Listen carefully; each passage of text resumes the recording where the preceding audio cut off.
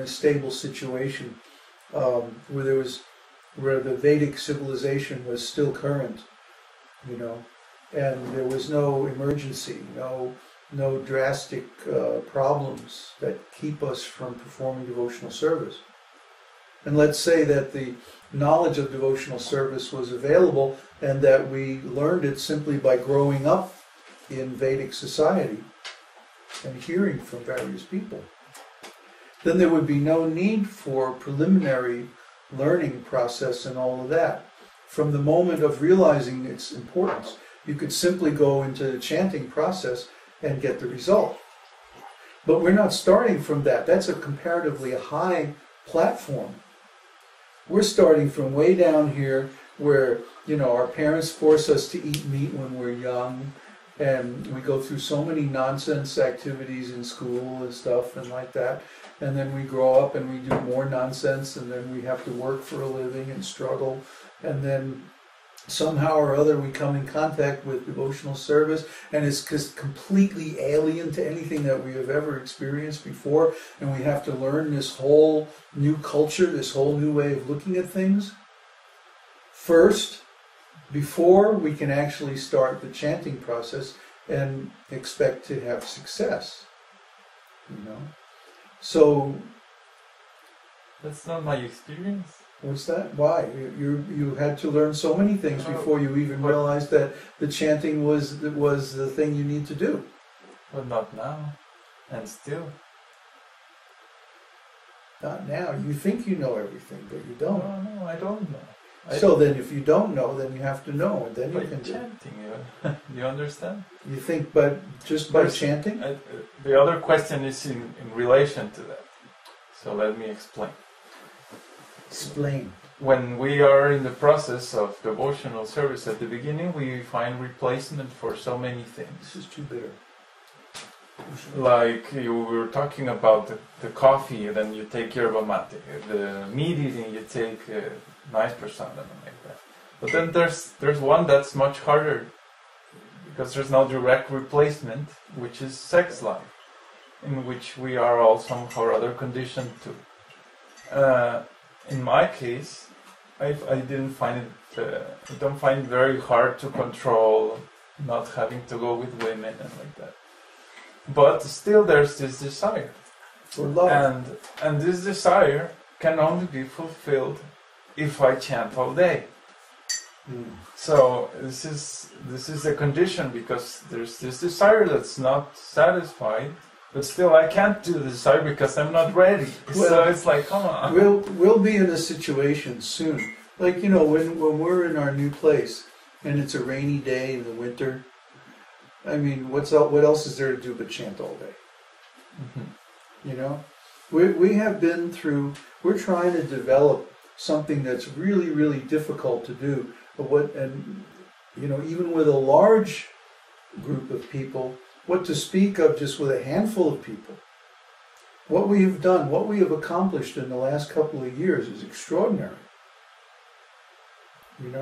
And so we have all done so much service, like me spending days after day after day after day on the internet, just replying to hundreds and hundreds and hundreds of messages and stuff, just to get the people that we've got, just to get as far as we have, which is actually pretty amazing. When you look at, how many godbrothers do I have? Thousands of godbrothers who, haven't done anything? And they've had all these years. Well, why haven't they done? Because they didn't have the realization. So, by some great fortune, we have the realization. And so we're actually doing what Prabhupada wants us to do. So now we have this opportunity. And there's a lot of service to do. I haven't been chanting much myself. Of course, I had health issues and like that too, but I mean, it's helpful even for me. But because there's so much service to do right now, we have to sometimes do the practical thing, right? Somehow or other. Yeah, somehow or other. That's our standard line. Somehow or other, we have to do the practical thing. But in the long run, there will be times when you will be able to like do chanting retreat. In fact, I've been thinking of doing something like maybe a special day, like Ekadashi would be a good day, to just not do anything except chant. Maybe we should start doing like that. That would satisfy our desires. Because sometimes we've been doing business and all kinds of things on Ekadashi, traveling. When we took the bus down here, I think it was Ekadashi, and like that. And if we were a little bit more thoughtful in how we plan things, and we wouldn't do anything major on Ekadashi, just the minimum, and use it as a day for chanting retreat. Maybe we should start doing that. I've been thinking on that. Just do it as a policy. Like, don't expect us to answer your email if it's Ekadashi. Gone to chant.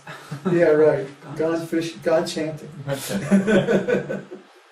Yeah. Okay. Yeah, my conclusion so far is I take it as it's some kind of unpious result or something like that. Also, it takes some time. It just takes some time for the chanting process to ripen, and you can't push that. Yeah. If you chant too much, then you'll get inattentive or something like that. But I know you can chant 100 rounds a day, and that's very nice. Well, the thing is, you have to get into the rhythm. Right, you can't just do that from It's scratch. like, it's Ekadashi today, okay. Tomorrow, okay, let's do something like that. It requires a long time and You have to build up to it. concentration and all Yeah. this. I don't see this coming, so it's like, oh. Oh yeah, it's coming. When we're here in the winter and it's raining and snowing, and We'll have some time. the garage is full of firewood and the fridge is full of vegetables. Haribo. Yeah. Haribo. Nothing to do but watch the grass grow and chant. Huh? Yeah. Okay. So any other questions? From Barun. I was taught this in India that hypothetically, when your guru and God show up at the same time, who should you bow down to first? The answer that was taught to us was the guru, because without him we would not know about God. Is this true? Hypothetically. You said it. Hypothetically. It never happens that way. If it did, it would be true. The guru would be first. But practically speaking, what happens is that the guru shows up first. You don't get the association of God unless you have the association of guru first. So it is just a hypothetical question. Or maybe if we were there in Mahabharata time, it might be possible that Krishna and Guru would show up at the same time. But practically speaking, for anyone today, Krishna is not going to show up until after they have satisfied Guru. Actually, we go in the temple, and even if the deities are open, the etiquette is we pay obeisances to the spiritual master first. Vyasa-san is there. Srila Prabhupada's picture is there on the Vyasa-san. And but the deities are also there, and the deities, the curtains open. What do? First we bow down before Srila Prabhupada. Then we go do obeisances before the deities and take darshan. So, the answer is Guru first. That's why we always start with Srila Prabhupada Pranati. Okay. Okay.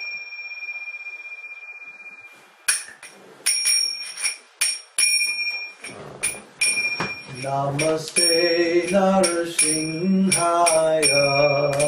Namaste Narasimhaya. Pradadadadayine. Pradadadadayine. Hiranyakashi Purvakshapa. Hiranyakashi Purvakshaha Shila Tankana Kalaye Shila Tankana Kalaye Ito Nrishingho Parato Nrishingho Ito Nrishingho Bharato Nrishingho Jato Jato Jamitato Nrishingho Yato Yato Yamitato Nrishingho Bahir Nrishingho Hridaye Nrishingho Bahir Nrishingho Hridaye Nrishingho Narasimham Nadim Sharanam Tapade Narasimham Nadim